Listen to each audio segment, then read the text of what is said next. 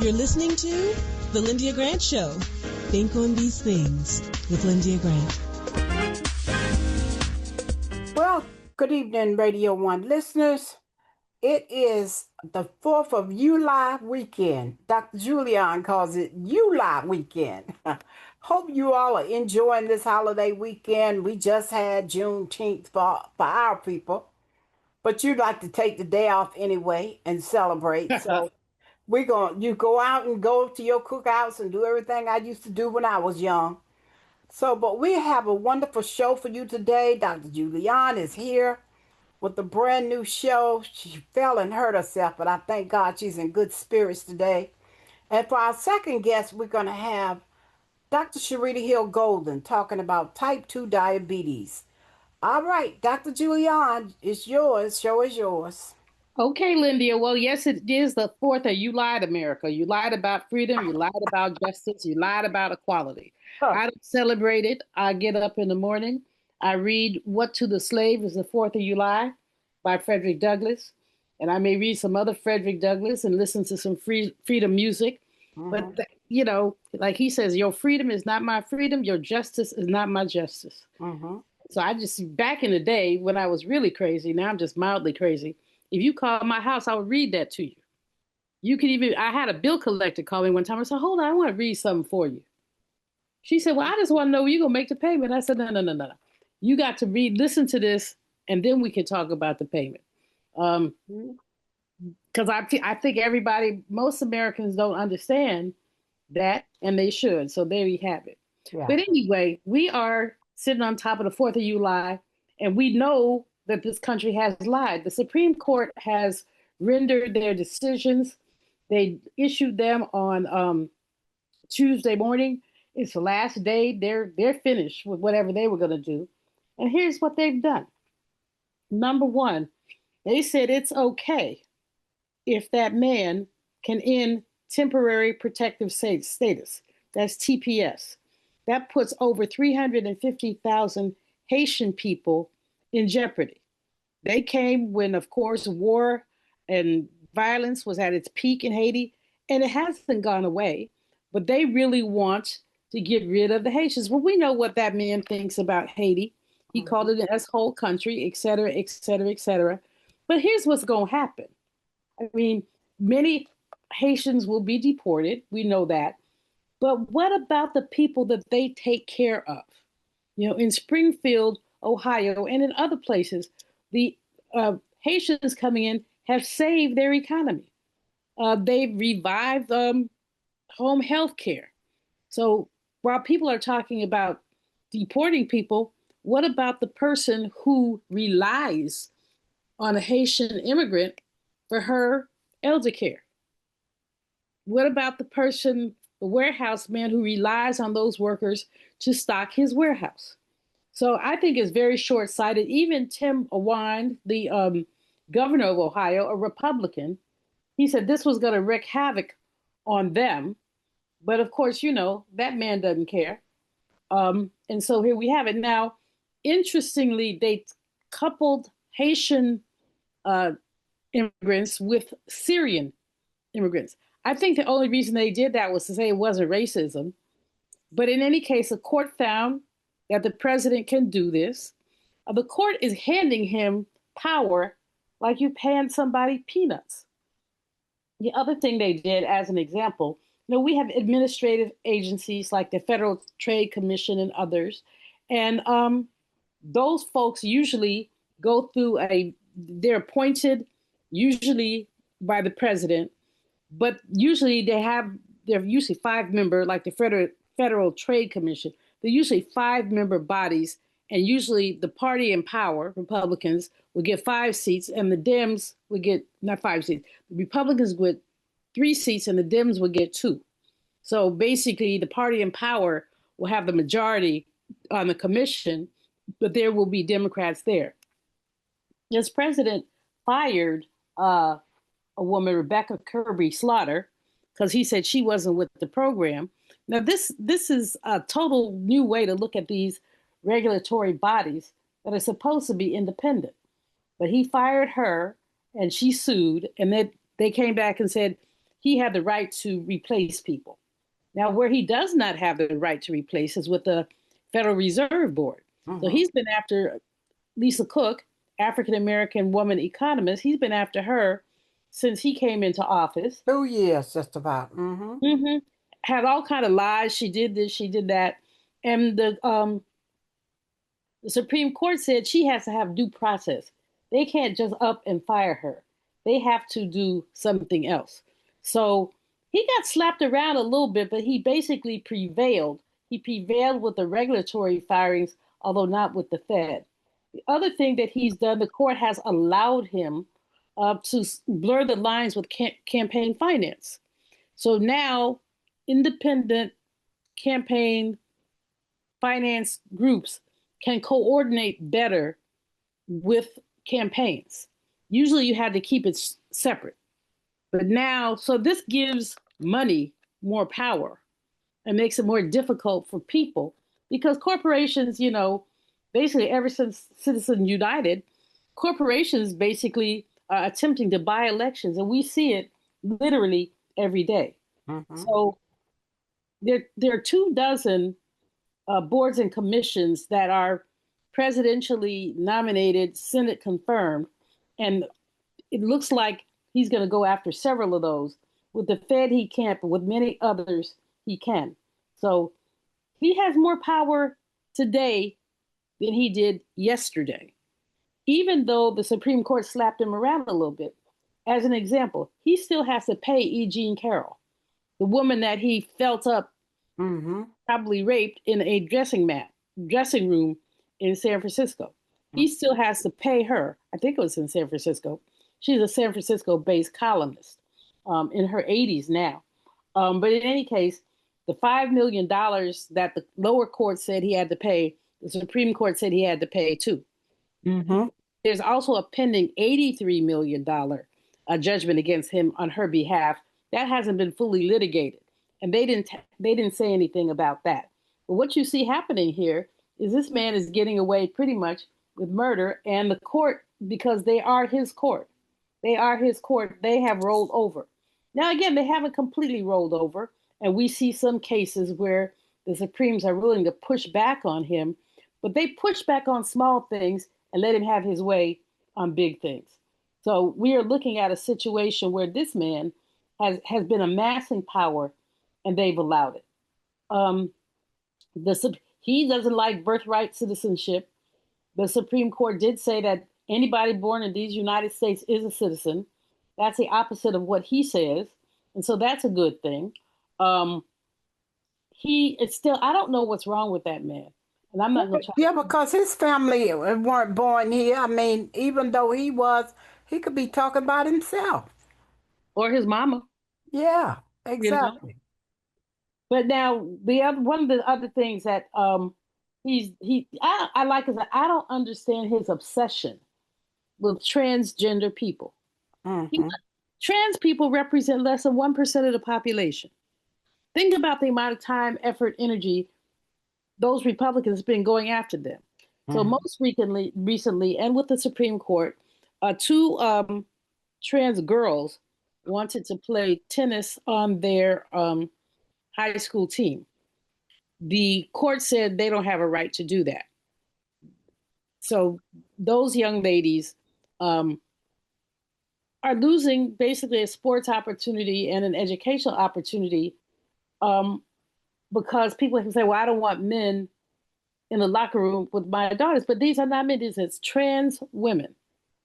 Trans women. And it's Lyndia, you know, June was Pride Month. I mean, you know, by the time this plays, it'll be after June.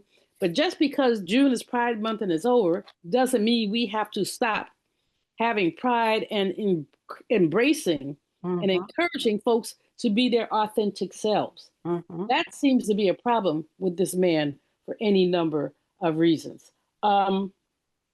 So, as I said, the other thing where the court slapped him, they said that mail-in ballots, you don't have to count them on election day. You can give people up to a 5-day grace period. So before he was saying if it's not in by election day, you have to throw it out. The court said no, given things like the males and other things like that, we're not going to go that way. I'm going to stop for a moment, Lyndia, because I want to just change focus. Just change focus a bit.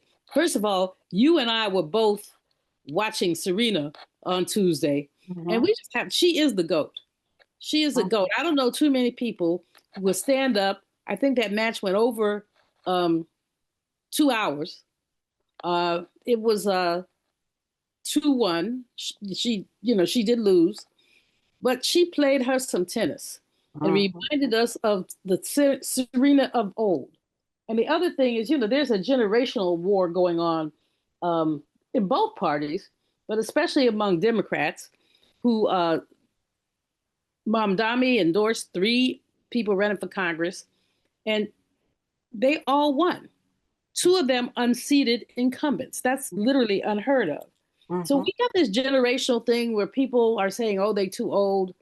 And some of them are. But watch Serena and say, was she too old? She gave that little girl a run for her money. Yes, she did. I mean, a run for her money. I was just hollering at the television. I know that's right. Me too. I had to remind myself, you paid for that television. Don't you throw anything at it. But anyway, so I just want to shout that out. And then on a more somber note, Lyndia, Minister Farrakhan lost Mother Khadija. This week. I think it might have been over the weekend. I love Minister Farrakhan.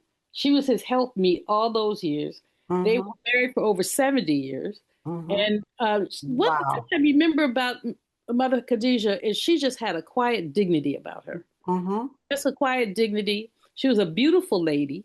And we just want to send our condolences to the minister and to his family and to the entirety of the Nation of Islam, because they were her family.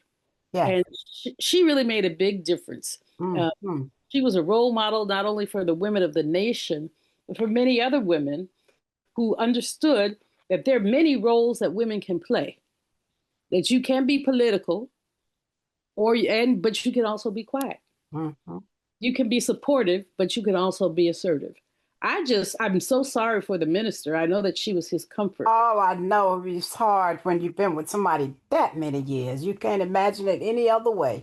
Exactly. So I just needed to shout that out because it was important to me to mention her, and also to mention Serena. Like I said, that's not my political beat, nor is it economics, but it's important. And I always list things that are important to our people.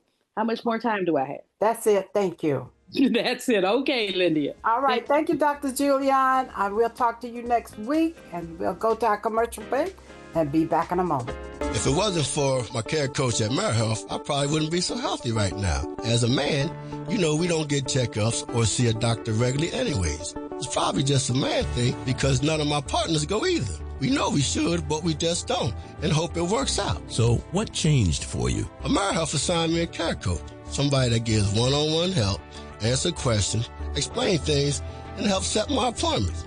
She also helped me understand what having high blood pressure really means and ways to manage it so it doesn't kill me. It ain't nothing to play with. If you're a member of AmeriHealth, ask for a care coach. I'm glad I got mine. At AmeriHealth, if you need a care coach, you can have one. Just call us at 1-877-759-6224 to get connected. 1-877-759-6224. This program is funded in part by the government of the District of Columbia Department of Healthcare Finance. Mayor Muriel Bowser. This is Frank Smith with the African American Civil War Museum in Washington, D.C., located at 1925 Vermont Avenue Northwest on the Green Line. Did you know that a recent study found that children who visit museums do better in school and in life than children who do not? So parents, teachers, and preachers, let's get moving. I promise you, if you bring your children to the African American Civil War Museum, they will be inspired by the images that they see. They will be impressed by our living history reenactors who are always available, and they will be involved in our scavenger hunt that takes them throughout our exhibit. That's the African American Civil War Museum, 1925 Vermont Avenue. Our hours are 10 to 6:30 on weekdays, 12 to 4 on Saturdays and Sundays. See it, be inspired. And we are back Now let's talk to Dr. Sherita Hill Golden. She is the Vice President and Chief Diversity Officer for Johns Hopkins Medicine. She's the Professor of Medicine. Her expertise is cardiovascular disease, diabetes mellitus, endocrinology, and lipid disorders. She heads up the diabetes department at Johns Hopkins, unless her role has changed, and she can let us know that. I just want to say hello and welcome to today's show. Dr. Sherita, I'm so glad to have you on as our guest today. Welcome. Well, thank you again for having me. And since I took on the role of Chief Diversity Officer, I used to head up the inpatient diabetes management program at Johns Hopkins. And while I don't do that anymore, I still am very committed to making sure that we achieve equitable outcomes for patients with diabetes. So diabetes is still one of my areas of passion. And so that's probably why I could get to you now, because when you were heading up the department, you just couldn't get me in there. Yeah, I kept trying. Right. Well, I know that you are still doing great things with this. So what I want to do is talk to you, and I want people to hear from you most.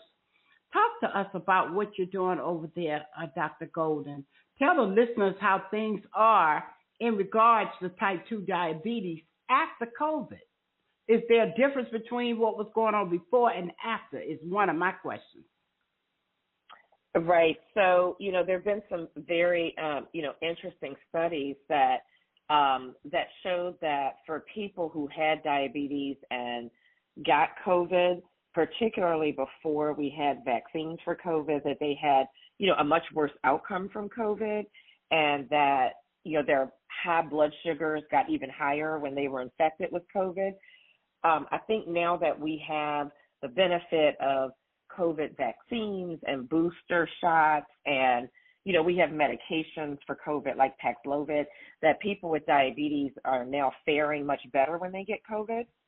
Okay. But there were also some studies to suggest that people who had COVID who didn't have diabetes, that some of them actually developed diabetes over time. So, I think that we are still so close to when the pandemic started that it's going to take us some time to see the longer term effects on whether people have a higher risk of diabetes and what the impact is on those who already had diabetes when they got COVID. And then just in the general population, have you noticed where it's more or less people with diabetes, or is it the number continuing to rise? So the numbers are continuing to rise in certain populations. So rates of diabetes continue to rise in the Black community, in the Latino community, also in our American Indian and Alaska Native community, and also in certain Asian communities. So really in many of our non-white communities, diabetes rates continue to be higher than they are in white individuals. And also another group where diabetes rates are higher are in those who, who've received less education, so less than a high school education or less than a college education. But that's probably not because of, a difference in intellect, but it's just that, if people could only complete a high school education, it may have implied that they were in an environment that that also had other risk factors for diabetes. Like food insecurity or housing insecurity. And so that's what I was going to talk about, because you and I talked when you were on the show the last time about why and how African Americans, you talked about grand rounds and how you all talked about African Americans have a worse case a lot of times because of our unusual diet of soul food, although quite a few people have cut back on it. But it's still part of our heritage. And so diet and lack of exercise, because when I hear you talk about education, I can say that me and my sisters all had master's degrees, but my mother had diabetes and died from complications, both her legs amputated, all the stuff. But we still didn't know. So I think education is a key, but I think having having education about diabetes is also a major issue. No, it is, and it's very important. And there are the generations before us, and they didn't talk about chronic diseases openly. It was almost like it was taboo, but now we do. Like if somebody in the family has diabetes or has died from complications of diabetes, it's important to let the next generation know so that they can be screened early. Because that way you can pick it up and it doesn't go undiagnosed for years, and lead to complications. But I will also say about the diet and the exercise. So, a couple of things. I think we've learned to make soul food healthier, so we can still have our soul food. It's just how we fix it. But one thing I want to point out is, I think there's always been a tendency to almost blame individuals. Well, if people would just eat better or exercise, then the rates of diabetes would go down.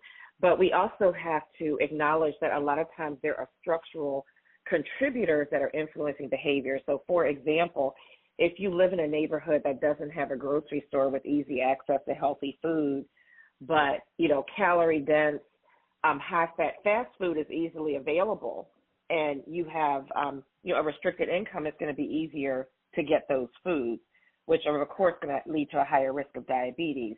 And similarly, if you live in an area where there aren't open spaces and parks, for exercise, or community centers with a track so that there's safe places to exercise, then it's going to be really difficult for individuals to get the exercise in. So we have to make sure that we overcome the structural barriers in the environment that, lead to people maybe engaging in behaviors that they otherwise might not if they actually were in an environment where they can make healthier choices. So I think we have to think about both things. And I want to know if you have any thoughts about all the millions of African Americans in particular, since that's who my audience is mostly.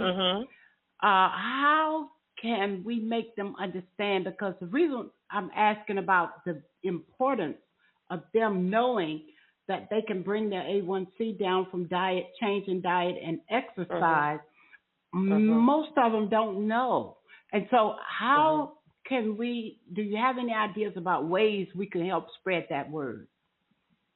Well, I think it's important, conversations like this one, like we're having, I think it's important if diabetes runs in your family to, start getting screened for diabetes early. And that can be very simple. When you go for your annual physical, your doctor will typically check blood work. They can check the hemoglobin A1C.